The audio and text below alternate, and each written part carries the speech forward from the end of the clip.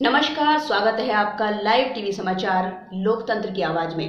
चलिए नजर डालते हैं आज की ताज़ातरीन खबरों की तरफ। लखनऊ में दृष्टिबाधित छात्रा की बस की चपेट में आने से मौत के मामले में आज बीएचयू के दृष्टिबाधित छात्रों द्वारा लंका स्थित सिंह द्वार पर धरना दिया गया। लाइव टीवी समाचार के लिए वाराणसी से अजीत कुमार की रिपोर्ट।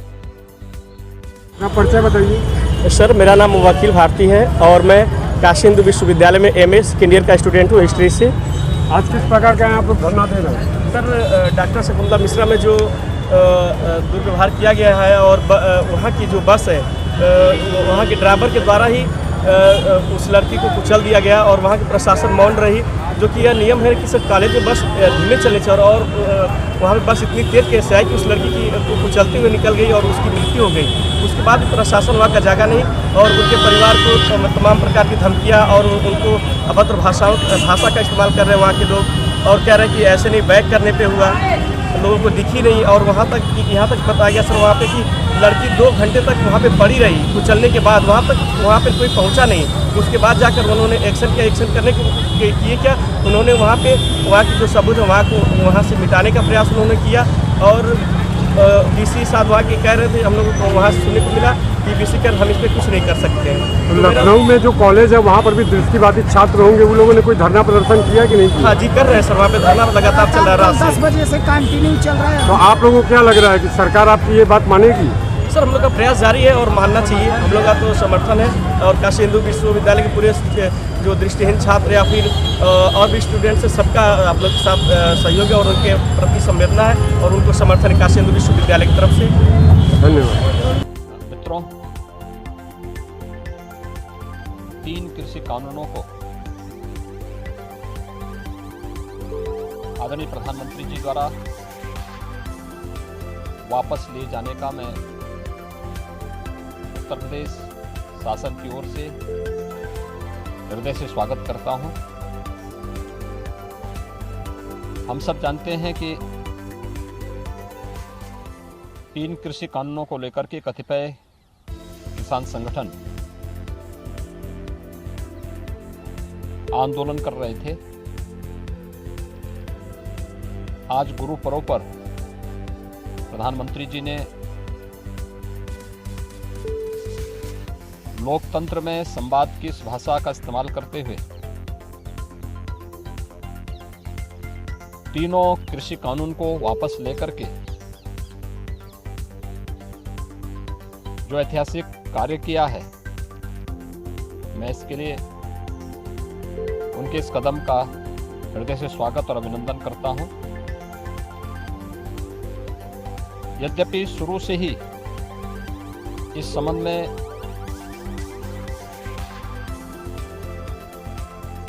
एक बड़ा समुदाय ऐसा था जो इस बात को मानता था कि किसानों की आमदनी को बढ़ाने के लिए इस प्रकार के कानून महत्वपूर्ण भूमिका का निर्वहन कर सकते हैं। लेकिन उस सब के बावजूद जब कतिपय किसान संगठन इसके विरोध में आए थे, सरकार ने हर स्तर पर संवाद बनाने का प्रयास किया। ये हो सकता है कि हमारे स्तर पर कोई कमी रह गई हो कि हम लोगों ने अपनी बात को उन लोगों को समझाने में हम लोग कहीं न कहीं विफल रहे, जिसके कारण उन्हें आंदोलन के रास्ते पर आगे बढ़ना पड़ा था। लेकिन लोकतंत्र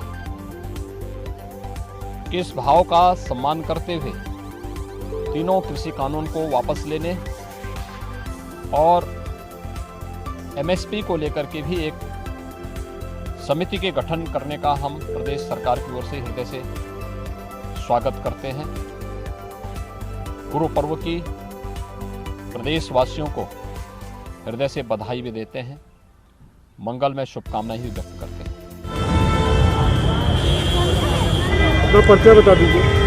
मेरा शुभ नाम अभय कुमार शर्मा है और मैं राष्ट्रीय हास्य कलाकार हूँ। आप किस प्रकार का यहाँ धरना प्रदर्शन दे रहे हैं? हम लोग लखनऊ स्थित डॉक्टर शकुंतला मिश्रा राष्ट्रीय पुनर्वास विश्वविद्यालय में एक दृष्टिबाधित छात्रा को कॉलेज की बस ने कुचल दिया, जिससे उसकी मौत हो गई। उसके बाद शासन प्रशासन ने तत्काल सबूत मिटवा दिया और उस छात्रा के परिजन के साथ उन्होंने न्याय नहीं किया, बिना परिजनों के इजाज़त के पोस्टमार्टम कर दिया और इसके साथ साथ ना ही उन परिजन के लिए कोई मुआवजा का प्रावधान है, ना ही नौकरी का प्रावधान है।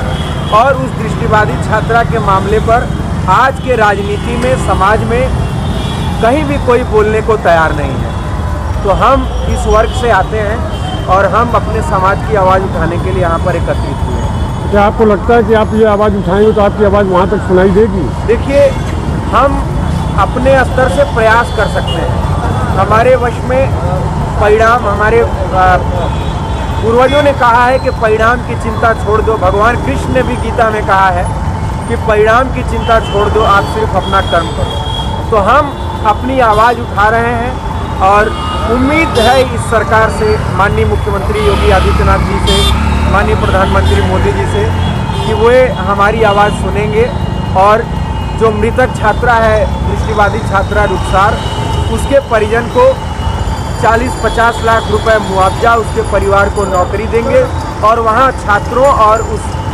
मृतक रुखसार के परिजनों से बातचीत करके और इस मामले का समाधान निकालेंगे। अगर सरकार तक आप ये बात पहुँचती है, अगर वो नहीं मानते तो आप लोगों का आगे क्या रुख रहेगा?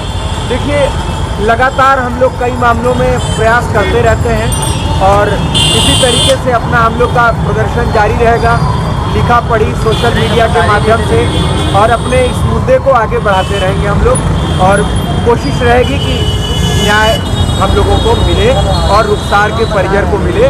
ये सिर्फ एक रुखसार की बात नहीं है, देश में विभिन्न परिसर हैं, विद्यालय हैं, विश्वविद्यालय हैं और तमाम सड़कें हैं। ऐसे में दृष्टिबाधितों को लेकर के या दिव्यांगजनों को लेकर के सरकारों का संवेदनशील होना जरूरी है और हम चाहेंगे कि इस पर हमारे वर्तमान जो मुख्यमंत्री हैं, प्रधानमंत्री हैं, वो लोग संज्ञान लें। आज के बुलेटिन में सिर्फ इतना ही। कल फिर मिलते हैं कुछ नई खबरों के साथ।